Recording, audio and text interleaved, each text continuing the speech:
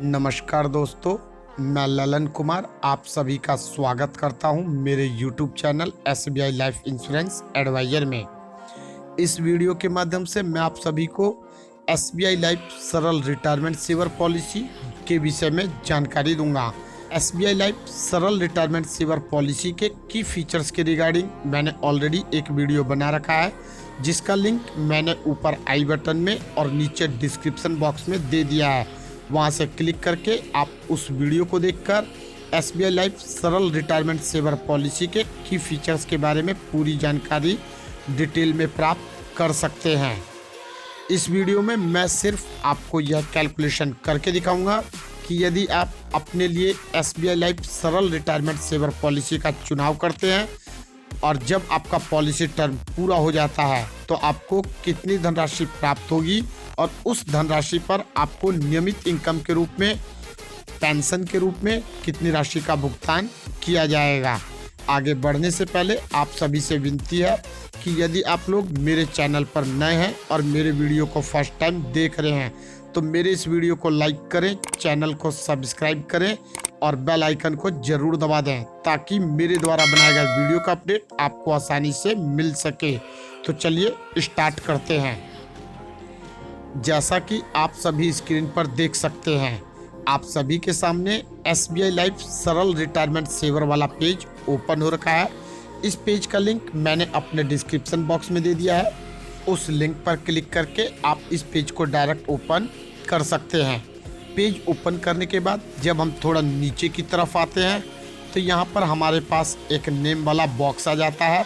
Name वाले box में हमें अपना नाम टाइप करना होता है। डेट ऑफ बर्थ वाले बॉक्स में हमें अपना डेट ऑफ बर्थ टाइप करना होता है। जेंडर वाले ऑप्शन से हम अपना जेंडर सिलेक्ट करते हैं और उसके बाद जब थोड़ा नीचे की तरफ आते हैं तो यहाँ पर हमारे पास सबसे पहला option choose your policy term का होता है। जैसे ही हम इस ऑप्शन पर क्लिक करते हैं, नीचे हमारे पास पॉलिसी टर्म के रिगार्डिंग जानकारी आ जाती है। SBI लाइफ सरल रिटायरमेंट सेवर पॉलिसी में पॉलिसी टर्म कम से कम 5 साल का और अधिक से अधिक 40 साल का होता है। आप अपनी इच्छा अनुसार जितने समय के लिए इस पॉलिसी को लेना चाहते हैं उतने समय का पॉलिसी टर्म का चुनाव कर सकते हैं। हमारे केस में पॉलिसी टर्म 20 साल का है तो हम अपना पॉलिसी टर्म 20 साल कर देंगे।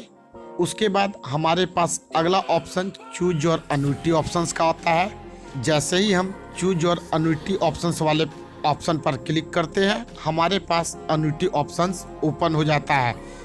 यहाँ हम जैसे ही लाइफ टाइम इनकम वाले ऑप्शन पर क्लिक करेंगे, हमारे सामने वे सारे एन्युटी ऑप्शंस जो इस पॉलिसी में अवेलेबल है स्क्रीन पर शो करने लगता है, जिसमें से किसी एक ऑप्शन का चुनाव हमें करना होता है। यदि आपको नहीं पता कि आपको कौन सा एन्युटी ऑप्शंस का चुनाव करना चाहिए, किस एन्युटी ऑप्शंस को लेने से क्या फ़ायदा है, तो एन्युटी ऑप्शंस के ऊपर मैंने ऑलरेडी एक वीडियो बना रखा है, जिसका लिंक ऊपर आई बटन में और डिस्क्रिप्शन बॉक्स में दे दिया गया है। वहां से क्लिक करके आप एन्युटी ऑप्शंस के रिगार्डिंग वीडियो को देखकर एन्युटी ऑप्शंस के बारे में पूरी जानकारी प्राप्त कर सकते हैं। इस वीडियो में हम पहला ऑप्शन जो कि हमारा लाइफ टाइम इनकम का है उसी ऑप्शन को रहने देते हैं। उसके बाद हमारा अगला option a little information about the premium option का आता है। जैसे ही हम इस ऑप्शन पर क्लिक करते हैं, नीचे की तरफ पेज ओपन होता है। यहाँ पर हमसे प्रीमियम फ्रीक्वेंसी के बारे में पूछा गया है। SBI लाइफ सरल रिटायरमेंट सेवर पॉलिसी को लेने के लिए प्रीमियम का भुगतान आप एक बार में, ईयरली, हाफ ईयरली या फिर मंथली कर सकते हैं। हम प्रीमियम का भुगतान ईयरली कर रहे हैं, इसलिए हम ईयरली वाले ऑप्शन का चुनाव कर लेंगे। उसके बाद हमसे सम एश्योर्ड के बारे में पूछा जाता है कि इस पॉलिसी को लेने के लिए आपका बीमा राशि कितना होगा। SBI लाइफ सरल रिटायरमेंट सेवर पॉलिसी में बीमा राशि कम से कम 1 लाख रुपए और अधिक से अधिक आप पर डिपेंड करता है कि आप कितनी बड़ी राशि के लिए रिटायरमेंट सेवर पॉलिसी को लेना चाहते हैं। हमारे केस में बीमा की राशि 10 लाख रुपए है, इसलिए हम सम एश्योर्ड वाले बॉक्स में 10 लाख टाइप कर देंगे। उसके बाद हमारे पास अगला ऑप्शन राइडर ऑप्शन का आता है। यदि आपको पॉलिसी के बीच में राइडर का ऑप्शन मिलता है तो आपको उस ऑप्शन का चुनाव जरूर करना चाहिए, क्योंकि राइडर ऑप्शन पॉलिसी टर्म के बीच आपके ऊपर लाइफ कवर की वैल्यू को बढ़ा देता है। किसी अनहोनी की स्थिति में आपके परिवार को वित्तीय सहायता के रूप में एक बड़ी राशि का भुगतान किया जाता है। इसलिए यदि किसी भी पॉलिसी को आप लेते हैं और उसमें आपको राइडर ऑप्शन का चुनाव करने के लिए कहा जाता है तो आप राइडर ऑप्शंस को ज़रूर सिलेक्ट करें।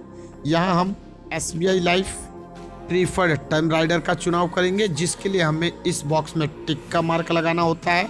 टर्म ऑफ राइडर में हमें यह बताना होता है कि हम इस राइडर को कितने समय के लिए ले रहे हैं।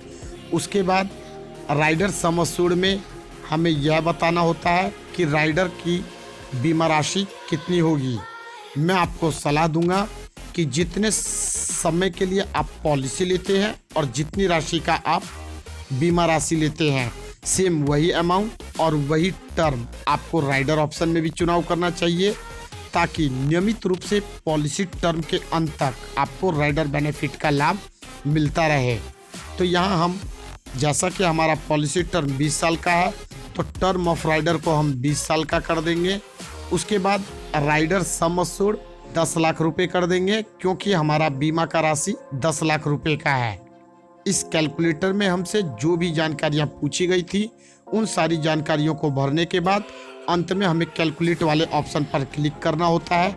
क्लिक करते ही हमारे सामने सक्सेस का मैसेज आ जाता है। इस मैसेज को हम क्लोज करते हैं। अब इस पेज में थोड़ा नीचे की तरफ आते हैं। यहाँ पर आप देख सकते हैं हमारा सम एश्योर्ड 10 लाख रुपए का है। प्रीमियम का भुगतान हमें ईयरली करना है। ईयरली प्रीमियम के रूप में लगातार 20 साल तक 47,478 रुपये का भुगतान करना है। प्रीमियम पेमेंट टर्म हमारा 20 साल का है और हमारा पॉलिसी टर्म भी पूरे 20 साल का है। थोड़ा और नीचे आने पर यहाँ पर हमें मैच्योरिटी बेनिफिट के बारे में जानकारी दी गई है कि जब आपका पॉलिसी टर्म पूरा हो जाएगा और यदि आपको बोनस 4% के हिसाब से दिया जाता है, तो मैच्योरिटी बेनिफिट के रूप में कुल राशि 13,04,750 रुपये का भुगतान आपको किया जाएगा।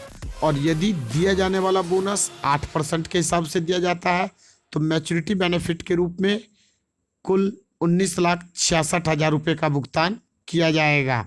यहाँ पर जो भी मैच्योरिटी अमाउंट आता है, उस अमाउंट पर आपको 7 से 9% तक अन्युटी रेट के हिसाब से आपको नियमित इनकम का लाभ दिया जाता है। एग्जाम्पल के तौर पे हम मान लेते हैं कि जब हमारा पॉलिसी टर्म पूरा हुआ तो हमारा मैच्योरिटी बेनिफिट 20 लाख रुपए का हुआ।